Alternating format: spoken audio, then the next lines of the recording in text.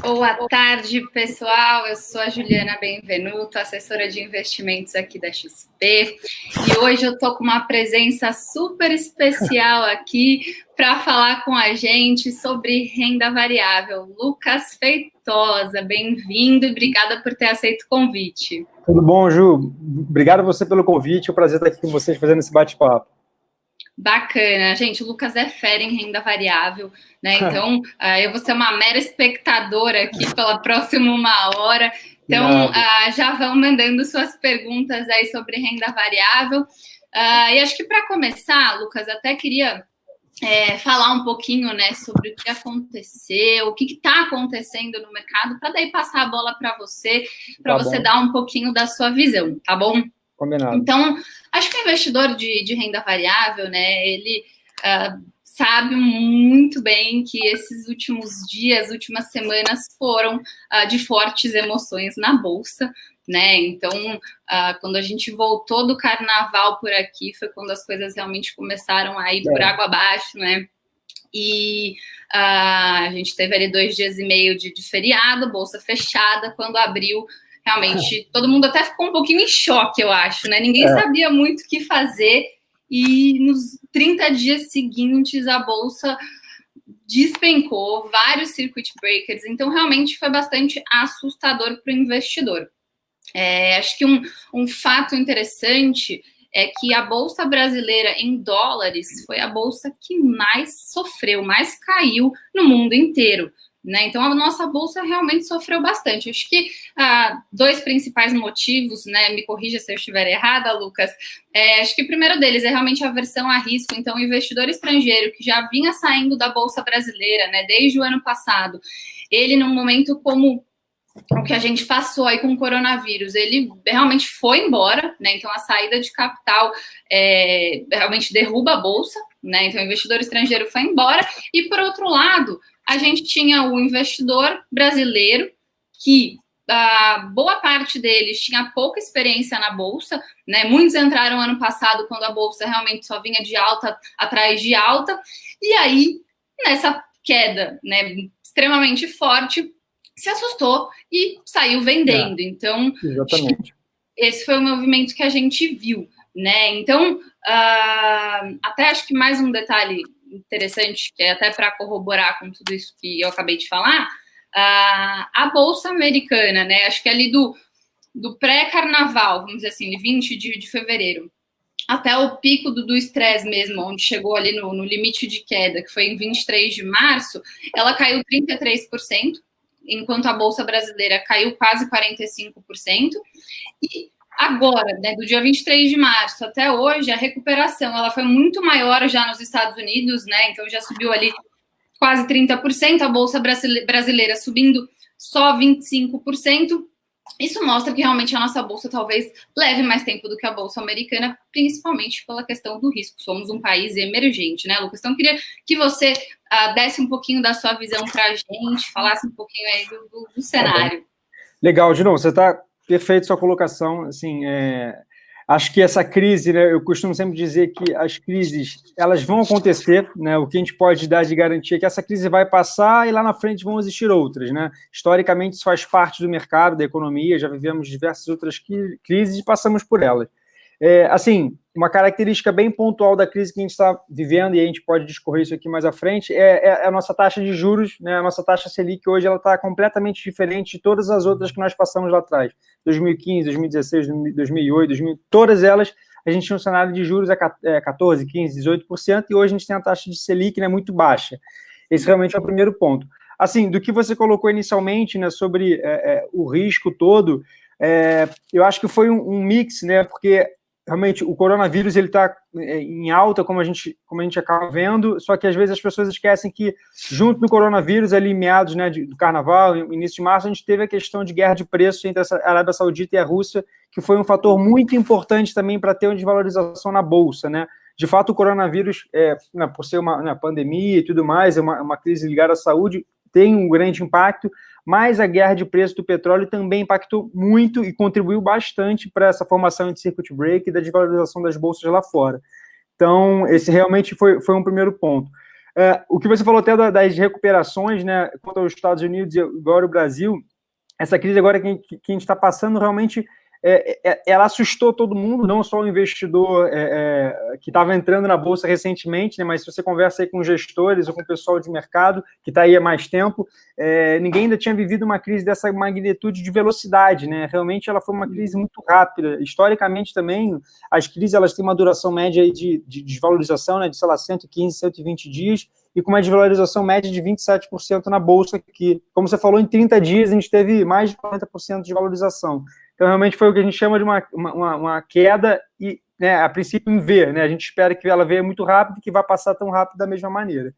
Comparando com os Estados Unidos, né, do que você citou da recuperação deles até agora, lá de momento, de fato há uma expectativa de que os Estados Unidos vá se recuperar um pouco mais rápido, né? E eu também acabo acreditando um pouco nisso, basicamente por dois fatores, né? Talvez eles estejam um passo à nossa frente em todo o impacto e projeção do coronavírus na economia deles, né? Assim, de fato, os Estados Unidos está sofrendo bastante com isso, a gente vê os números lá de Nova York, enfim, de forma geral, realmente a pandemia ela está muito forte, só que o impacto lá foi maior, né? Que eu quero dizer, a mensuração ela já está mais clara do que aqui, né? Aqui no Brasil a gente ainda não tem uma real noção de quantos casos a gente está tendo. Para ter uma ideia, mais ou menos, para cada 1 milhão de habitantes, lá nos Estados Unidos eles têm aproximadamente 10 mil testes. Aqui no Brasil, acho que esse número não chega a 300 por 1 milhão de habitantes.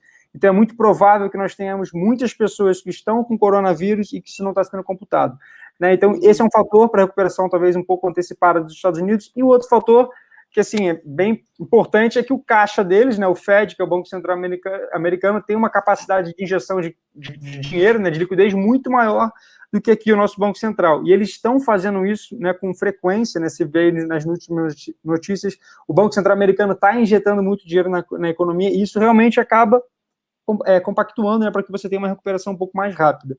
Então, resumindo, eu acho que, de fato, os Estados Unidos vai se recuperar um pouco antes, mas eu acho que tem ainda espaço aí para a nossa bolsa.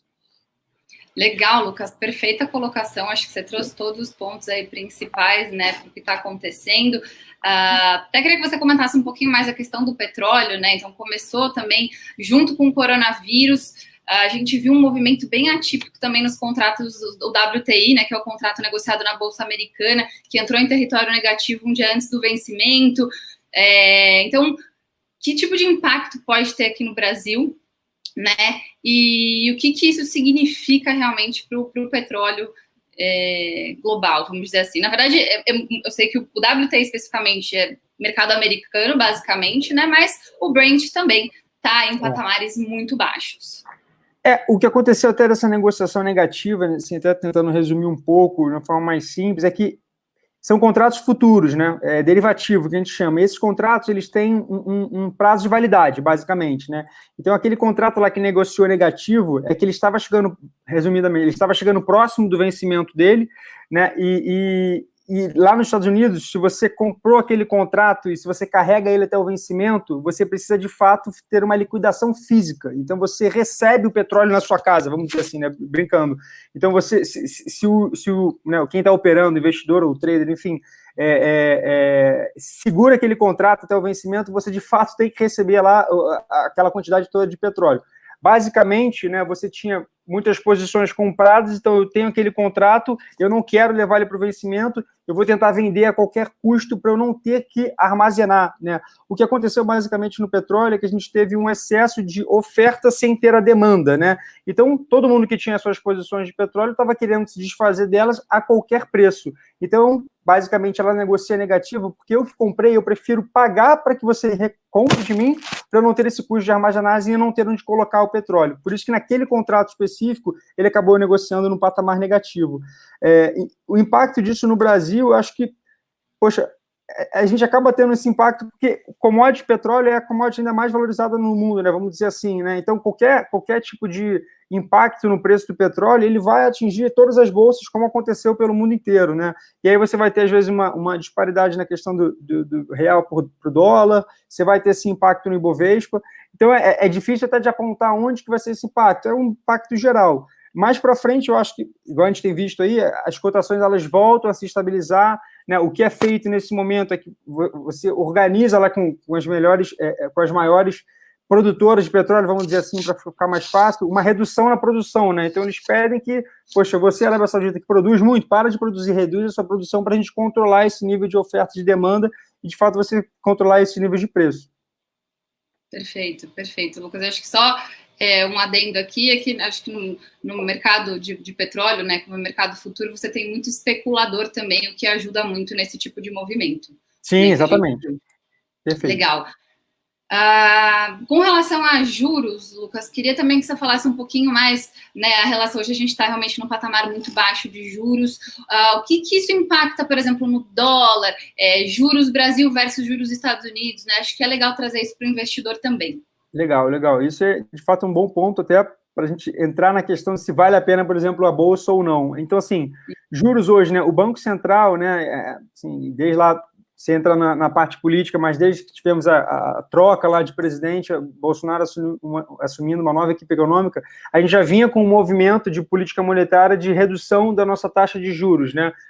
Com uma taxa de juros ali mais controlada, inflação controlada, isso aí desde do último ano a gente já via nesse caminho, e já era um caminho que estava se desenhando para os próximos anos de termos um cenário de juros mais baixo, né? A gente estava desenhando esse cenário com a questão do coronavírus agora, né, dessa crise e todos os outros impactos. Na minha opinião, esse cenário de corte de juros ele deve se manter ainda mais para frente, né? Então, é muito esperado pelo mercado de que sim, a gente vai manter aí uma taxa de juros baixa. Na minha opinião, essa taxa vai cair ainda mais. A gente está em 3,75%, a gente pode chegar aí, talvez a patamar de 3% ou até abaixo no final do ano. Então, esses juros, de fato, não só pelo movimento do Banco Central no Brasil, mas, poxa, se você olha os bancos centrais pelo mundo, todo mundo está seguindo no momento de corte de juros, porque é uma forma ali de você tentar, né, de certa forma, estimular ali a própria economia, né? Enfim, o que você perguntou sobre a relação disso com, poxa, investidor estrangeiro e tudo mais, né? Até a questão dos Estados Unidos, é que num momento de crise, a gente costuma dizer que há um movimento de flight to quality, né? Assim, a procura por ativos de melhor qualidade, né? Vamos dizer dessa forma. Então, poxa, a gente vinha com um Brasil que estava começando a organizar a sua casa, né? Essa bagunça aqui que a gente vê que é o nosso país, que estava começando, de fato, a entrar no eixo. Poxa, os números de fevereiro para desemprego eles já estavam reduzindo, assim, as coisas são graduais, mas o investidor, né, ele estava um pouco mais confortável de olhar para o Brasil e falar, cara, é uma boa opção de investimento, né? Dado que o emergente, de fato, ele estava sendo, o Brasil, a princípio, a principal opção de investimento. E a níveis baixos de juros, né? Só que agora, com esse momento de crise, né, onde, poxa, não só o coronavírus, né, já dá uma incerteza, a nossa instabilidade política, e como a gente tem visto aí nas últimas semanas, deixa o investidor estrangeiro mais preocupado em fazer uma alocação aqui ou não. Então, poxa, eu já tenho uma taxa de juros baixa no Brasil, né? Antigamente, quando as taxas estavam mais altas, isso serve tanto para o investidor local quanto para o estrangeiro, de fato, eles conseguiam, né, basicamente, tomar dívida lá fora e aplicar aqui, porque a gente tinha uma renda fixa que rendia bastante para eles. O nosso juros já não está mais atrativo para esse tipo de operação, né? O Brasil está passando por uma crise de coronavírus igual todos os locais, só que ainda no Brasil eu tenho uma instabilidade política que para o investidor estrangeiro é muito ruim, né? A economia, né, o investimento, a gente não tem certeza de nada, então é basicamente pautar em expectativa e fundamento. Então, quando toda essa estabilidade política que a gente está passando agora, atrelada a esse cenário de juros baixos, afeta, assim, e afasta o investidor estrangeiro, e é de fato o que a gente tem visto, né? A alocação do investidor estrangeiro já não era das maiores aí no último ano, ela vinha melhorando, mas de fato a gente está tendo, assim, uma fuga de capital estrangeiro por conta disso tudo, e o impacto disso diretamente no dólar, né? A gente vê um real depreciado e o dólar subindo, muito por conta dessa questão. Eu acho que, independente do coronavírus, eu acho que a principal fator que pode amenizar isso agora é que o governo passe um pouco mais de segurança, né, para o investidor de forma geral. É muito ruim a saída do Moro, é ruim, a do Mandetta que impactou o mercado, nem tanto, né? Se a gente olha para a Bolsa, não foi um impacto tão grande, mas para a credibilidade, né, do governo, né, do investidor olhando o país como um todo, não fica uma coisa muito boa. Então, eu acho que até o que eu tenho olhado mais de perto, pelo menos nas próximas semanas, é o quanto de confiança aí, né, e o quanto dessa briga aí de governo com o Congresso vai continuar acontecendo, porque isso vai ser muito ruim para o mercado. Com certeza, eu acho que não só na visão do estrangeiro, né, até falando dos investidores brasileiros, Lucas, que realmente tomaram um susto muito grande, muita gente estava comprando ali na alta da bolsa, né, nas máximas, e aí acabou vendendo em momentos muito ruins, tomaram um prejuízo muito grande. Mas, assim, eu acho que isso até, Ju, é um bom aprendizado, né? Assim, poxa, Uhum. eu acho que nos últimos anos, né, a gente começou a ter muitos brasileiros entrando na Bolsa, que foi um movimento muito legal, né? Assim, no último ano, a gente, poxa, bateu o recorde de mais de 2 milhões de CPFs entrando na Bolsa. Uhum. Historicamente, o Brasil nunca foi um investimento de renda variável, porque nós sempre fomos o país dos juros altos, né? Então, você conseguia ter um bom Exato. retorno com risco baixo. Só que isso começou a mudar nos últimos anos, o que é bem legal. Só que, ao mesmo tempo, né, assim, a questão do que eu sempre falo da educação financeira, né? As pessoas ficaram um pouco acostumadas porque a Bolsa só subia. Se você olha o gráfico do Ibovespa lá de 2015 para cá, é só alta, né? Tiveram oscilações, mas é um gráfico Uhum. só de alta. Então, poxa, estava interessante. A pessoa, o investidor, ele colocava lá o dinheiro, a bolsa estava subindo 120 mil pontos. Vem uma crise dessa, né, que, de novo, faz parte da renda variável, do mercado, lá na frente vão ter outras, aí o investidor fica desesperado, né? Ele até se questiona se, cara, será que realmente tem um perfil agressivo para aguentar ali? Será que a minha exposição estava adequada ou não? Mas faz parte, né? Assim, eu acho que nesse momento, e é o que eu sempre digo, é o momento de ter calma, né? Cautela. Poxa, é óbvio que não é confortável, né? Você vê a sua carteira desvalorizando 40%, 50%, a aérea chegou a desvalorizar o setor 70%, óbvio, né? Ninguém fica tranquilo com isso. Só que é de fato o momento de você ter um pouco de frieza, né? De calma para você analisar o cenário de uma maneira mais fria, porque você comprou lá nos 120 mil pontos, quando a bolsa estava atrativa, e realmente estava a 120 mil pontos. Ela veio para os 60. Será que todo o fundamento acabou? Eu vou vender tudo? Não é bem por aí. Exatamente, não, concordo 100% com você, Lucas, é o que eu tenho, inclusive, falado para todos os meus clientes, né, calma, muita gente acaba se desesperando mesmo, mas é o que você falou, é o momento de ter calma, acho que, pô, um ponto importante que você trouxe é a educação financeira, né, então acho que o papel do assessor de investimentos é esse, trazer realmente informação, tranquilizar o cliente, explicar tudo o que está acontecendo, foi o que você falou, estava atrativa a 120 mil pontos, Exato. por que eu vou vender a 60 mil pontos? Deixa eu entender o que eu tenho na carteira, né? Olhar fundamento e não sair vendendo que nem um louco. Acho que esse é o principal ponto. E aí, Lucas, eu vou até pegar aqui algumas perguntas bem frequentes, tá? Da maioria dos meus clientes que tem bolsa para a gente tentar esmiuçar um pouquinho cada uma delas, tá? Então, bom, a pergunta que eu recebo toda hora: compra agora? É hora de comprar? E aí? Então, olha, essa resposta não tem a resposta certa, né? De novo, eu sempre brinco que é questão muito pessoal, perfil de cada um, qual a disponibilidade de risco de cada pessoa. Analisando friamente, né, poxa, fundamento, é o que a gente está falando até agora, né? A Bolsa 120 mil pontos, ela estava atrativa, estava todo mundo comprando Ibovespa, realmente todo mundo acreditando no Brasil, se organizando no longo prazo, investimento em Bolsa é longo prazo, a 120 mil pontos estava atrativo, as empresas estavam com fundamento, estava todo mundo comprando. Agora que veio para os. Agora não está mais 60, mas seus 80 mil pontos. Acabou todo esse fundamento? Não, eu não concordo com isso. Eu acho que o fundamento ele continua ali. Só que sim, a gente está vivendo um momento de instabilidade política que é bem preocupante. A gente está vivendo um momento de coronavírus que a gente ainda não sabe o impacto real, né, de desempregados e quanto que isso vai afetar na nossa economia. Mas, poxa, se eu olho para frente, né, as empresas elas têm fundamento. Aquela empresa que você comprou em janeiro lá, não é que ela se desmantelou e agora não tem mais fundamento nenhum. Não, tá ali. Só que a empresa vai ter que se organizar e, de repente, a entrega de rentabilidade dela vai ficar um pouquinho mais para frente. Só que, novamente, se ela estava interessante, sei lá, X reais, agora que ela desvalorizou, será que não vale a pena ponderar e comprar um pouquinho, dado o perfil de cada um? E a outra pergunta que eu até vejo muito em linha desse questionamento, vale a pena, então, vender tudo e ir para uma renda fixa? Pessoal, se, né, assim, juros, a gente estivesse tendo essa conversa em outros cenários de mercado, com juros a 14%, 15%, 18%, sem dúvida, eu falo, olha, realmente, acho que está difícil esse seu risco-retorno aí não está muito atrativo, né? Com toda essa estabilidade, você pode ir para uma renda fixa e pegar 15% ao ano sem risco, né? Dormindo tranquilo.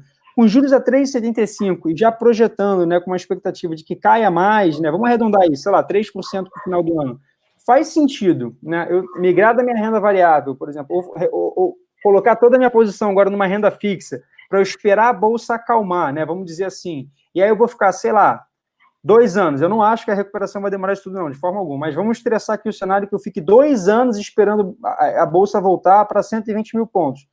Se eu ficar numa renda fixa 2 anos, eu vou ter, sei lá, 6%, 7%, arredondando. Se eu estiver na bolsa, esperando só ela retomar para o patamar que ela já estava, eu já ganhei muito mais, né? A bolsa é um investimento de longo prazo, né? Então é isso que as pessoas têm que entender. Então, respondendo sem, né, questão de recomendação nenhuma, eu acho que se o investidor ou se a investidora tiver o perfil, faz sentido estar olhando assim, para algumas oportunidades em renda variável.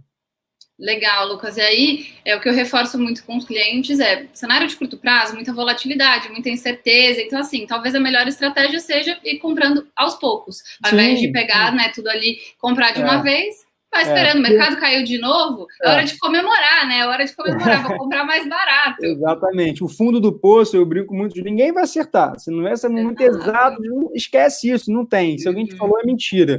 Né? Então, vai fazendo, de novo, ponderações, né? Poxa, aquele papel eu já estava olhando, ele tem fundamento, né? Eu acho que eu vou comprar. Vai comprando um pouquinho e vai olhando para o longo prazo, né? Assim, poxa, o que eu gosto muito de bater é que esqueçam essa ideia de que, eu vou ganhar dinheiro semana que vem. Existem, sim, algumas estratégias, talvez para um ganho mais de curto prazo, né? Mas acho que, de uma forma geral, investimento na renda variável, em bolsa, principalmente para o investidor, né, que está recente na bolsa agora, entrando, é longo prazo. Espera, compra ali boas empresas e olha para frente. Exatamente. Até as pessoas que operam curto prazo, que têm muita experiência, eventualmente tomam aí prejuízos grandes. Então, o cara que está entrando agora, né, muito provavelmente vai sofrer. A probabilidade é maior. Exatamente. Perfeito, Lucas. E aí, fala um pouquinho, então, para a gente quais setores, né, têm sofrido mais, quais setores são mais resilientes nesse momento. Legal, legal. Assim, setor que sofreu mais, todos sofreram, né? Talvez o mais impactado disparado aí tenha sido aéreas, né? Poxa, muito em conta, assim, você não tem mais as pessoas circulando, seja por turismo ou por trabalho e tudo mais, as fronteiras estão fechadas, né? Então você não tem mais voo, né? Acabou. Então, de fato, aéreas acho que foi o setor, olhando ali talvez até março, início de abril, sei lá, 70%, 72% foi a desvalorização, né? Já deu uma recuperada boa aí nas últimas semanas, mas foi o que mais foi impactado.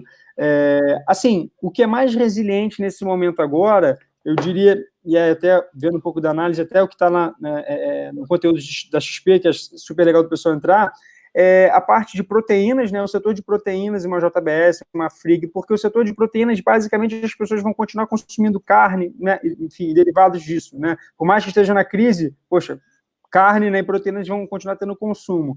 Em paralelo, junto com a grande procura, dado que todo mundo está em quarentena, supermercados também estão ali em alta. Você vê o resultado do Pão de Açúcar, foi até bem interessante. Então, o setor de proteínas é um setor resiliente, setor de energia, né, principalmente o setor de geração de energia, é de fato um setor bem resiliente. E assim, quando eu digo resiliência, não é que ele não vai cair, só que ele pode ter uma oscilação um pouco mais tranquila, né, não vai flutuar tanto contra outros setores. E eu acho que também a questão de commodities, né? A gente tem olhado lá para a Vale, até soltou o resultado recentemente, muito por conta da recuperação da China agora nesse momento, né? Como a China foi a primeira economia a ser impactada, ela também está tendo uma recuperação antecipada na frente de todo mundo. Né? Então, de fato, a gente já olha alguns números da China voltando, né, na economia, e pô, a Vale totalmente dependente dos seus resultados da China, então a gente vê que commodities também pode ser um setor mais resiliente agora. Legal, e bem em linha com a própria carteira recomendada da XP, como você comentou, né? Então é uma carteira mais defensiva, mais resiliente mesmo. Exato. E aí, Lucas, até se fosse para montar uma carteira hoje, né? Fazer pergunta difícil aqui.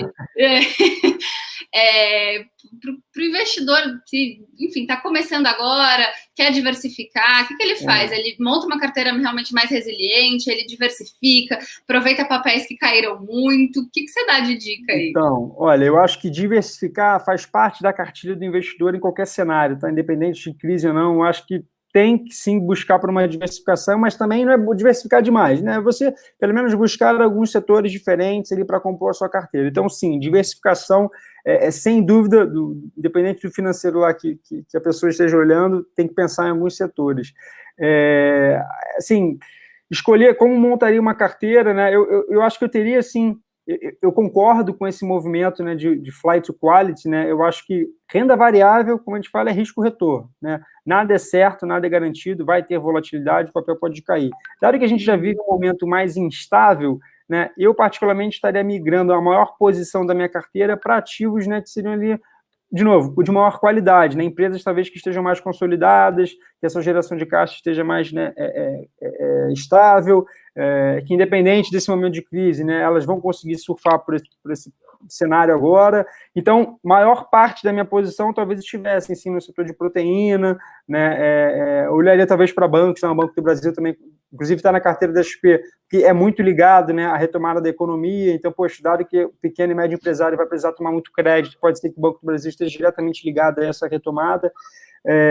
Então, assim, maior parte da carteira realmente ativos mais resilientes. E eu acho também, eu gosto bastante de consumo, né? Assim, a gente já vinha num cenário onde a política econômica de juros baixos contribui para as pessoas comprarem mais, né? E é uma forma de você ativar a economia. A gente compra mais, a empresa cresce, ela contrata, o ganho real de salários melhora, enfim, a gente vai ativando a economia. Então, eu teria sim, sei lá, uma Via Varejo, por exemplo, acho que está lá na recomendação da XP lá também como um ativo para compra, porque... Inclusive se valorizou bastante já desde o pico. Entregou bons números aí recentemente, ainda não saiu o resultado, sai nas próximas semanas, mas é um papel que, poxa, o operacional está legal, né? Ele vinha negociando nos seus 16, 17 reais, caiu para 4, 5, agora está R$ 9 novamente. Então, assim, talvez não agora, né? Mas se eu estiver de novo olhando num cenário mais calmo, onde as coisas já estabilizaram um pouco, eu acho que ter consumo na carteira faz sentido porque a gente tem um cenário de juros baixos, né? Então as pessoas naturalmente talvez voltem a consumir, e geralmente é o setor que é primeiro ativado em toda essa retomada econômica. Resumo. Perfeito, Lucas, obrigada, acho que a explicação foi ótima. Eu tenho, inclusive, vários clientes meus assistindo a live, e acho que é super importante, porque realmente é uma pergunta muito frequente, né? Onde que eu invisto, o que eu faço, o que eu compro? Assim, de novo, pessoal, não tem resposta certa, né? Poxa, dado que a gente tem agora de informação, de cenário, de fundamento, eu acho que esses seriam boas alocações agora para frente. Exatamente, e a gente tem a nossa equipe ali, especialista, né, em análise de empresas, justamente fazendo esse tipo de recomendação. Então, eu sempre recomendo entrar ali. Outra dica, né? Acho que tem que buscar, inclusive os assessores, as assessoras, buscar vocês, porque nesse momento, né, de incerteza, a investidora, ela precisa pegar aquela informação que ela recebeu e levar, compartilhar com a Ju aqui para saber se realmente faz sentido ou não. Exatamente, perfeito, Lucas. E aí, acho que a gente pode partir aqui para algumas perguntas do pessoal que está assistindo a gente, né? Tá bom. Deixa eu ver o que a gente tem aqui. A gente tem perguntas pelo YouTube, né? E também dá para assistir pelo aplicativo, então tem muita gente que manda pergunta por lá. Tá bom. Deixa eu ver aqui o que a gente tem. O Renato perguntou como que eu faço para comprar ações. Quer responder, Lucas? Como faz para comprar ações, Renato? Você abre a sua conta na XP com a Ju e você já vai ter acesso ao Home Broker, né? A plataforma de negociações da XP. Para comprar ações, o investidor ele precisa ter pelo menos o perfil moderado, né? Isso é uma exigência da própria CVM para você conseguir comprar ali ações. Então, primeiro passo, abrir a sua conta sem custo algum, você não paga nada para ter a conta na XP e nem para ter a sua custódia de ações. A partir daí, já tem a plataforma do Home Broker, ela é bem simples, você também não paga nada para utilizar o Home Broker, você consegue já comprar, vender as ações ali. A segunda recomendação de como fazer, o site de conteúdos da XP, conteúdos.xpi.com.br, já tem algumas recomendações, né, do nosso time de analistas com as análises, com as empresas que eles estão olhando mais de perto. Então, é bem simples, Renato. A Ju aqui, ó, vai te ajudar. Perfeito, isso mesmo. Acho que a gente da assessoria de investimentos está aí para isso mesmo, para auxiliar, né? Quantas vezes eu já não fiz call com o cliente explicando ali o passo a passo para fazer a compra de um papel no Home Broker. Então, pode sim contar com a gente. E a página de conteúdo está ali justamente para auxiliar, entender o porquê que você está comprando aquele papel, né? Acho que é muito importante, não só mandaram eu comprar essa ação. Poxa, entende por que você está comprando aquele papel, entende a empresa, lê os motivos pelos quais você está investindo, que vai embasar muito mais e vai te fazer dormir melhor, né? Porque se o papel cair, você sabe exatamente o que você tem na carteira. Legal, vamos lá, deixa eu ver o que mais que a gente tem. A Marcela perguntou aqui se ela comprar um papel, né, uma ação, e essa ação cair, ela poderia chegar a dever dinheiro, né? Ou seja, perder mais do que ela investiu? Muito provavelmente, acho que é essa a pergunta. Então, Marcela, né? Marcela, quando você compra uma ação, você está comprando um pedacinho daquela empresa. Por isso que a gente fala que é um ativo, ele é seu, né? Então, você comprou aquela ação, vamos arredondar aqui, comprou R$10 uma ação, ela é sua, aquela ação, multiplicada pela quantidade de ações que você comprou. Se aquela ação veio para R$5, você não está devendo essa diferença para a empresa. Não, você está tendo uma desvalorização que quando você fez a compra, ela estava valendo 10 e agora ela vale 5, né? Então, assim, não, você não fica devendo à empresa se ela vier a desvalorizar. E, eventualmente, ela veio para 5, depois ela pode voltar para 10, para 15, para 20 e continuar subindo. Existem, sim, operações no mercado de bolsa que permite que você faça alavancagem, né, que é o que a gente chama, ou seja, você monte algumas estratégias onde, eventualmente, você pode ficar devendo, né, se a operação não der certo, mas no caso de uma compra de ações, não, você comprou a ação é sua. Simples. Quando você compra ação, o prazo de liquidação da bolsa ocorre em 2 dias úteis, né? Então, se você comprou uma ação hoje, eu chamo que é o D mais 2, né? Em 2 dias úteis você precisa pagar por ela. Pagou por ela, a ação é sua. Perfeito. Lucas, tem mais uma pergunta aqui da Clésia. Eu vou fazer para você, porque eu acho que dá para falar um pouquinho de proteção para a Bolsa, né? Ela está perguntando se hoje é oportunidade para investir em ouro. Tá. Então, o ouro, né, de uma forma geral, ele é um ativo que, nesse momento de muita volatilidade, né, de crise, ele tende a ser um ativo que ele acaba sendo uma proteção, né, porque é mais seguro, né, assim, você tem ouro, o ouro é ouro, né, basicamente. Então, muitos investidores alocam um pouco de ouro na carteira para você conseguir ter diminuir a volatilidade da sua carteira como um todo, né? Para ser um pouco mais simples, vamos pensar que você tem toda a sua carteira em renda variável. Se a bolsa sobe, você ganha, se a bolsa perde, você está desvalorizando o seu patrimônio. Então, se essa oscilação é muito grande, né, pode ser que a sua rentabilidade da carteira, ela fique ali, eventualmente, nesse cenário agora, negativa. Se você bota ativos, né, como o ouro, que são mais defensivos, né, e que andam em movimentos contrários, já no caso da bolsa, né, com a bolsa ou com a economia de uma forma geral está desvalorizando, o ouro tende a valorizar. Então você vai conseguir estabilizar um pouco melhor a rentabilidade da sua carteira. Se agora faz sentido de você comprar ouro ou não, eu diria que é difícil te dizer isso, porque teria que olhar um pouco a sua carteira, mas ter ouro na carteira, de fato, serve para buscar um pouco de redução de volatilidade, né, para servir como um pouco de proteção. Sim, dependendo da sua carteira, né, ou de como está a sua exposição, ter um pouquinho pode ser que faça sentido. Legal, Lucas. E aí, até adicionando, acho que a pergunta, a gente tem 2 fundos aqui na XP, né? O trem de ouro e o trem de ouro dólar. Você tem alguma sugestão do que você acha melhor para proteger o patrimônio em bolsa? Se é só usar o ouro ou se é usar o ouro dolarizado? Olha, não, para falar a verdade, sim, eu acho os 2 fundos boa forma de você estar se expondo no ouro. Na verdade, é até mais simples, né? Porque o investidor, né? A investidora, ele pode comprar ouro na bolsa direto, né? Tem um contrato que a gente fala que é o OZ1D, por exemplo, e é uma compra direta, né? Então você pode também se expor ao ouro comprando na bolsa. Só que pelos fundos, né? Eles são um pouco mais simples de você ter essa exposição. A questão do dolarizado é que você vai estar ali junto com a oscilação do câmbio, né? Nesse momento agora, onde o dólar já está bem valorizado, né?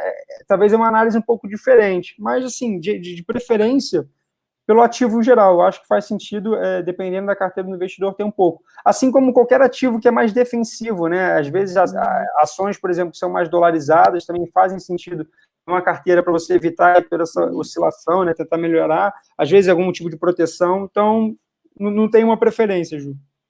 Perfeito, perfeito. O ativo dolarizado, ele só vai trazer um pouco mais de volatilidade, mas ao mesmo tempo você está usando a proteção do dólar também. Perfeito. O Lucas tem aqui, o Fabrício está perguntando qual que é a sua opinião sobre day trade. O que você acha? Fabrício, essa é uma pergunta boa. Olha, sincero para você, dependendo do quanto de experiência você já tem na bolsa, né? Se vou dizer assim, se você acabou de entrar na bolsa, tá? E eu vou dizer isso porque eu tenho essa conversa muito frequente com meus amigos que nunca compraram bolsa, agora estão querendo fazer day trade, e eu falo isso para eles. Então, eu estou te falando aqui como se fosse um amigo pessoal meu. Se eu não tenho tanta experiência em bolsa, eu não faria day trade, tá? Por quê? Porque, assim, o day trade, ele está voltado para análises de curto prazo, né? São análises técnicas, né? Como nós falamos, né? Análise gráfica, o movimento do papel e tudo mais.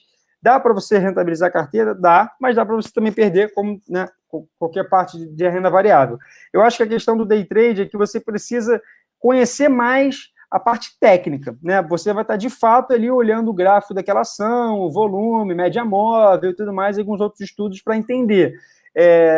Eu talvez, se você quiser, enfim, independente de ter esse tipo de exposição na sua carteira, eu talvez não teria a maior parte da minha carteira fazendo operação de day trade. Talvez separa um pouquinho, um percentual da sua carteira para você entender e buscar, e aí eu acho que é legal você realmente se informar melhor e conhecer a fundo o day trade, mas separa um percentual. Aquele percentual vai ser o percentual que você vai deixar para fazer day trade.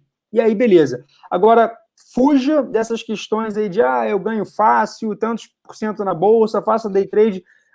Poxa, de um amigo aqui, fuja disso, por favor, tá? Assim, não é tão simples quanto parece. Eu vejo muito, as pessoas acabam tendo prejuízos, tá? Na parte de day trade, mais prejuízos do que ganhos, né? Então, só tenha cautela. Ótimo, Lucas. Até acho muito bom que você complementou aí com esse ponto, porque tem muita gente que está querendo se aventurar agora e é extremamente arriscado. É o que você falou. Se quer, comece a aprender com um valor bem pequenininho ali do patrimônio que você esteja disposto a perder, né, para que o tombo não seja muito grande. Acho que eu já vi alguns casos de cliente perdendo muito patrimônio, né? Quase tudo aí. Exatamente. Exato. Então, realmente fiquem de fora dessa. O Júlio mandou aqui, ó.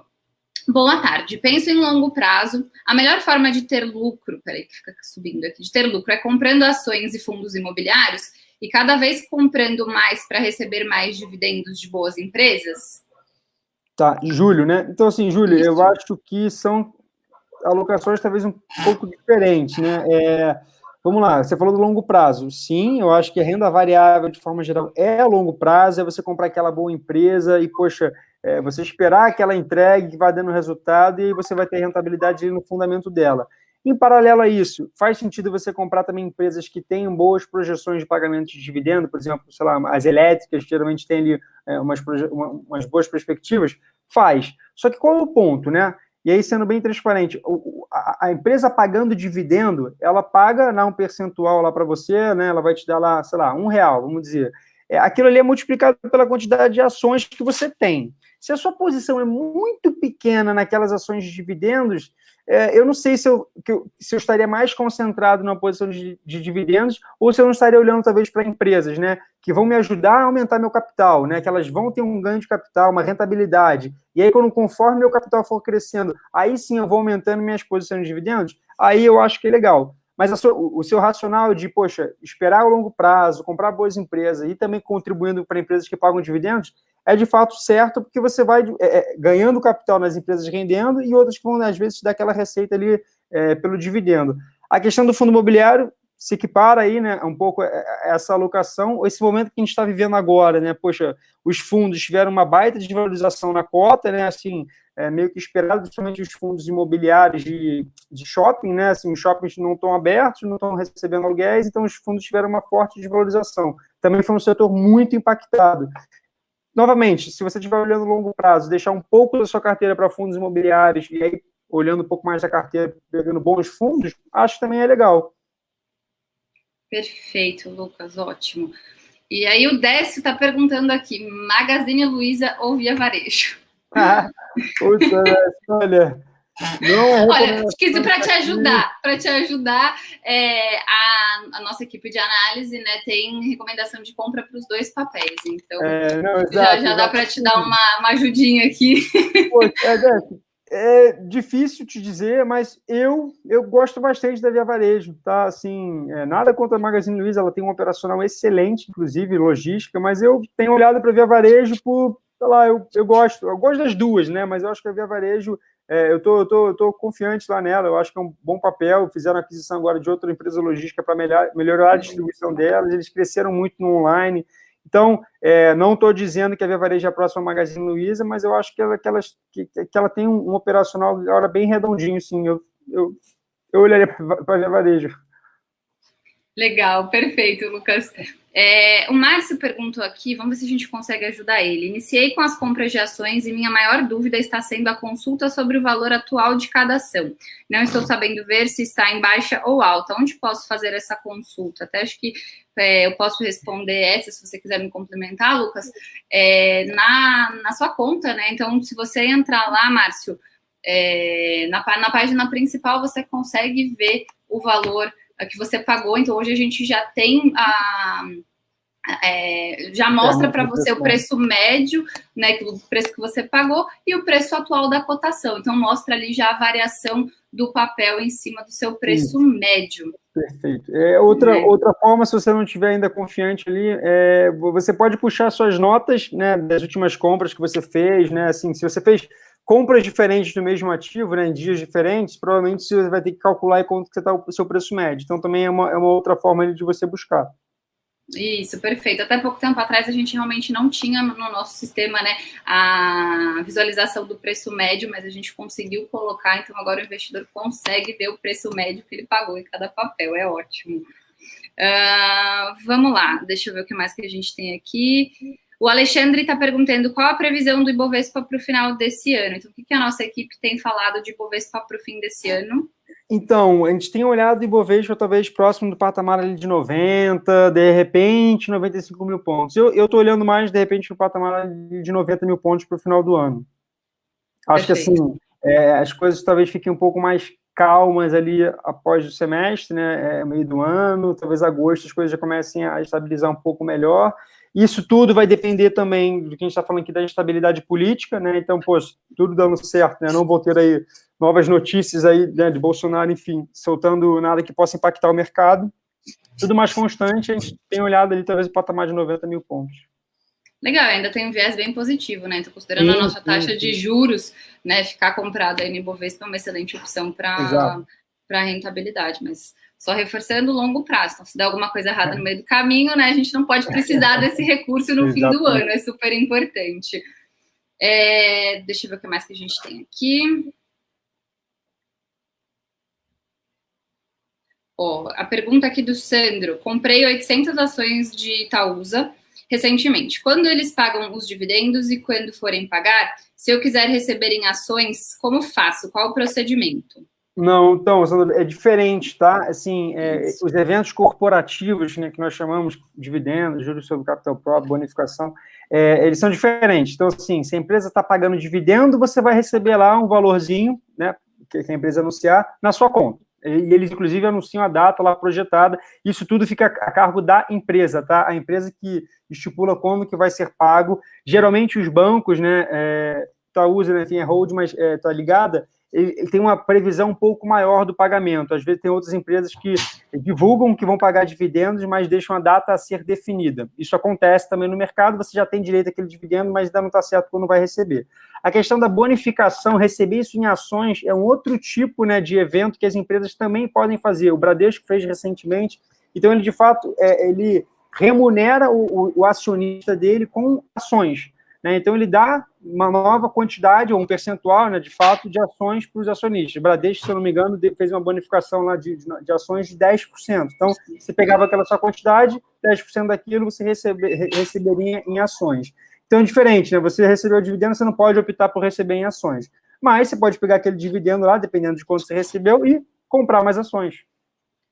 Perfeito, Lucas, excelente explicação. Nosso horário está quase acabando, eu vou tentar agilizar aqui nas perguntas. A Tânia perguntou se a tendência são os juros caírem ou subirem. Acho que você até comentou mais cedo, talvez ela não estivesse presente, se você quiser só reforçar aqui. Então, Tânia, a expectativa, né, de novo, a projeção, o consenso aí do mercado é que talvez na próxima reunião aí a gente vai ter um corte de talvez 0,5, né, na taxa, ou seja, ela vai cair sim. E para o final do ano, até agora, a nossa expectativa é que a taxa caia mesmo. Desses 3,75 pode ser que chegue a 3, ou às vezes até abaixo disso. Então, com que tem de informação agora no mercado, de fato, é um cenário de política monetária, né, para baixo. Então, eles vão continuar fazendo os cortes de juros sim, Tânia. Legal. E aí, acho que para corroborar, a inflação projetada também, que está bem baixa, né, deve fechar bem baixa em 2020, então isso corrobora muito com a tese de uma taxa de juros mais baixa. Exatamente. A inflação controlada contribui muito para que o Banco Central continue esse corte. Exatamente. Vamos lá, tinha uma pergunta aqui de fundo imobiliário, cadê? Aqui, boa noite, o Marcos. Investir em fundo imobiliário de shopping, aproveitando que está mais barato a longo prazo, é uma boa? Olha, De novo, né? Assim, você vai ter que estar olhando para o longo prazo, né? Os fundos de shopping, né? Eles foram diretamente afetados porque os shoppings estão todos fechados, né? E aí sim, é aquilo. O fundo imobiliário é o rendimento do lojista pagando o seu aluguel e isso caindo lá para o fundo, por exemplo, né? De uma forma simplificada.